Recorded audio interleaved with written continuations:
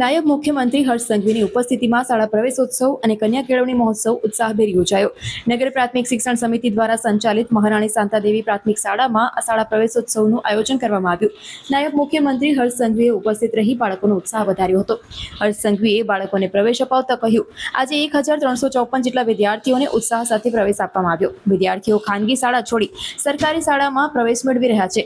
નાયબ મુખ્યમંત્રીએ બાળકોના ઉજ્જવળ ભવિષ્ય માટે શિક્ષકોને જવાબદાર નિભાવી ટકોર કરી હતી। નાયબ મુખ્યમંત્રીએ વિદ્યાર્થીઓને શ્રેષ્ઠ શિક્ષણ આપવા પણ ટકોર કરી હતી। તો સાથે જ બાળકને સ્વચ્છ અને સ્વસ્થ રાખવા વાલીઓને અપીલ કરી। બાળકોના શિક્ષણની સાથે ગણતરીની પણ જરૂરી છે। દરેક ક્ષેત્રમાં બાળકોને આગળ વધારવા અપીલ કરી।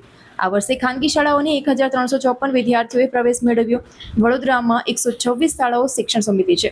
2030 સુધીમાં તમામ શાળાઓમાં મોડેલ સ્ટુડિયો બનાવવામાં આવશે। 1354 વિદ્યાર્થીઓએ ખાનગી શાળામાંથી સરકારી શાળામાં પ્રવેશ મેળવ્યો છે। આ વર્ષે 2 કોન્સેપ્ટ સ્કૂલ શાળાઓ પણ શરૂ કરવામાં આવશે।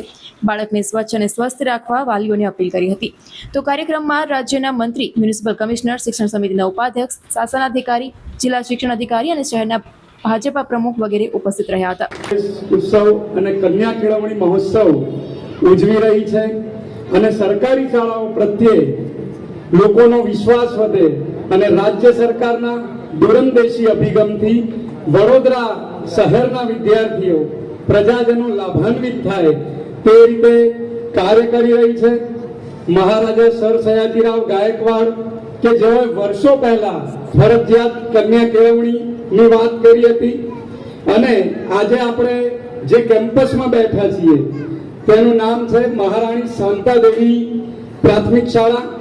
મહારાણી શાંતાદેવીએ પછાત વર્ગ અને મહિલાઓના ઉત્થાન માટે ખૂબ જ કામ કર્યું અને શિક્ષણના પ્રસાર માટે વિશેષ રસ દાખવ્યો છે। ગાયકવાડ શાસનકાળ દરમિયાન વડોદરાના સામાજિક માળખાને મજબૂત કરવામાં ખૂબ જ તેઓની મહત્વની ભૂમિકા છે।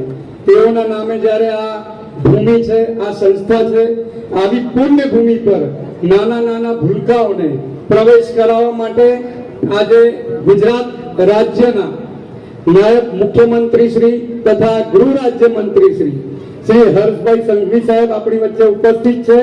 ત્યારે માનનીય સાહેબ શ્રીનું નગર પ્રાથમિક શિક્ષણ સમિતિ વતી ખૂબ ખૂબ સ્વાગત કરીએ છીએ।